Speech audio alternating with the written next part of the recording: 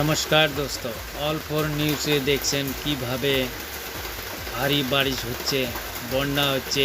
ইউপিতে বহুত বন্যা হচ্ছে এবং দোস্ত নেপালে বন্যা হচ্ছে, নেপাল থেকে পানি ছাড়ছে। দোস্ত নেপালে বন্যা হচ্ছে, নেপালের পানি ছেড়ে দিচ্ছেন, তার জন্য ভারতে পানি দস্তক দিচ্ছেন এবং নেপালের পানি সব ভারতে ছেড়ে দিয়েছে, তার জন্য ভারতে পানি পানি হচ্ছে এবং সারা জায়গায় ভারী বারিশ এবং পানি নদী হয়ে গেছে, নদীতে পানি বহুত বেড়ে গেছে এবং বারিশও হচ্ছে, তার জন্য নদী নালা ভরে শহরগুলোতে পানি ঢুকে পড়ছে।